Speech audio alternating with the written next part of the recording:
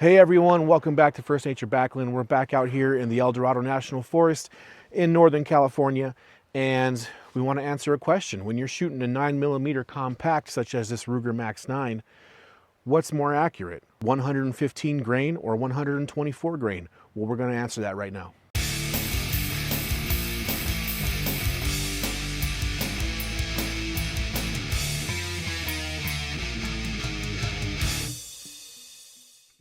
Hey everyone, welcome to First Nature Backland. If you like this content, please like, subscribe, comment, and tap the notification bell. Thanks. So we're going to compare apples to apples best we can here.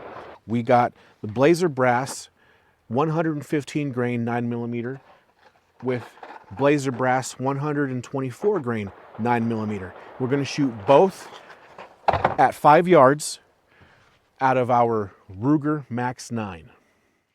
We got two targets set up.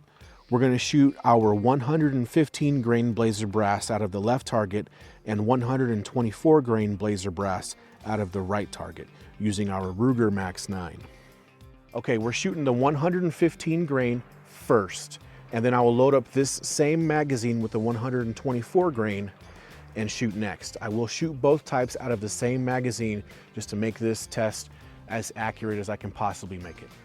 So 115 grain first. Target on the left.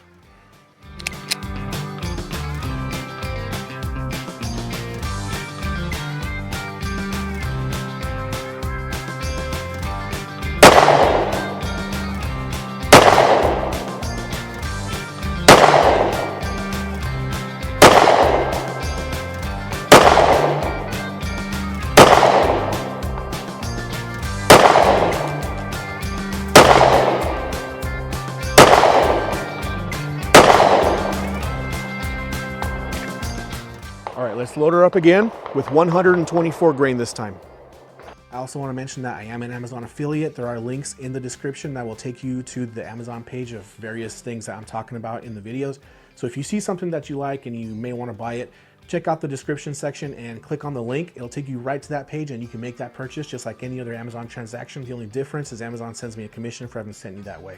So please comment, like, subscribe, hit the notification bell, and let's get to it. All right, we got the same magazine loaded up with 124 grain 9mm Blazer Brass, and now we're going to shoot the target on the right. Same distance, 5 yards.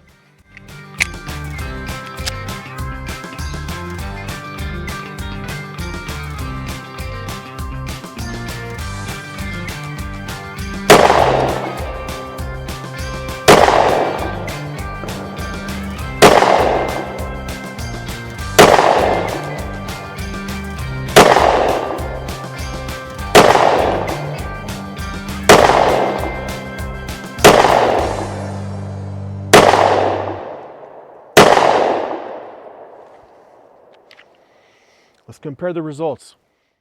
Okay, so with the 115 grain target on my right, your left, and the 124 grain target on my left, your right, I mean, it's very, very comparable. The differences really aren't much other than, I mean, you could make the argument that there was only one flyer here on the 115 grain target, and we had two flyers here on the 124 grain target. But I mean, is that really much of a difference to say that there's a clear-cut winner? I mean, the groupings here are fantastic.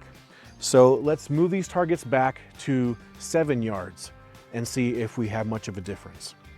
Okay, back to 115 grain out of the same magazine. We're going to shoot the target on the left again. This time I'm going to raise my point of impact slightly higher so we don't try and mix up the two groupings. 115 grain.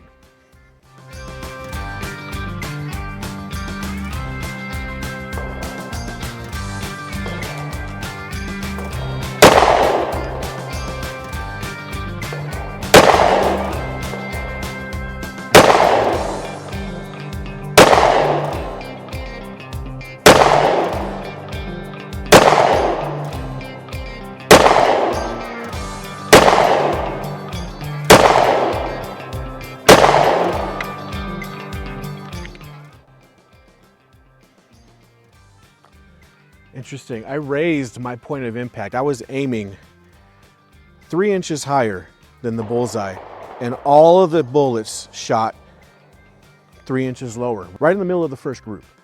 In the first group, I was aiming dead center mass. Interesting.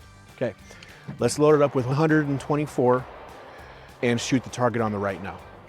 All right, we got the same mag loaded up with 124 grain, and we're shooting the target on the right. So I'm gonna do the same thing. I'm gonna raise my point of impact about 3 inches above center mass to try and not get our two groupings mixed up. And hopefully the group will actually be higher this time, not like what happened with the second batch of 115 grain.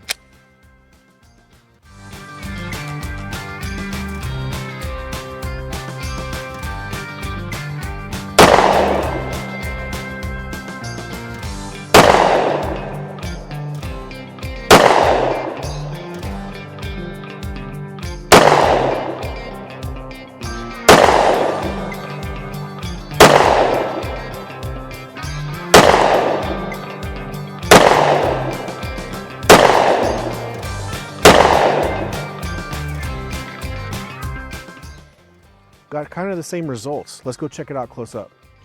We don't have two separate groups. With the first magazine, I was aiming center mass on both targets. With the second magazine, this is where I was aiming on both targets. The grouping is down here. It's mixed in with the first grouping. We have the same, almost identical results on this target. It looks like one big grouping of two magazines with the same point of aim. And it appears that way on both targets. I didn't get the results that I was wanting to for this experiment, but that aside, just looking at the two groupings, knowing that two full magazines of 115 grain and two full magazines of 124 grain, the first batch at 5 yards and the second batch at 7 yards, these groupings are really good. All of the points of impact are all right where you want them. There are a few flyers here and there, but overall the grouping is an excellent grouping, excellent for self-defense. Why were these targets placed at 5 and 7 yards? Because FBI statistics show that most self-defense shootings occur between 3 and 7 yards. And it looks like at both 5 yards and 7 yards, whether you go with 115 grain or 124 grain out of your micro compact 9mm, at least with the Ruger Max 9 micro compact, you're gonna have excellent results. And just a tip, don't mix up your 115 grain and 124 grain bullets. The casing does not tell you the grain of the actual projectile that is flying in the air. So the only way to know that is to look on the box. It's just good to know what you're firing out of your magazine every time. Especially, my Ruger Max 9 is not the only 9mm I have. So when I take various 9mm to the range and I shoot, I want to know what I'm shooting so that if it's not performing well, I can ditch that and never buy it again. If it's all mixed up, it's kind of hard to do that. So thanks for watching. Get out here in God's country. He created it for you to enjoy, and we'll catch you next time. Thanks.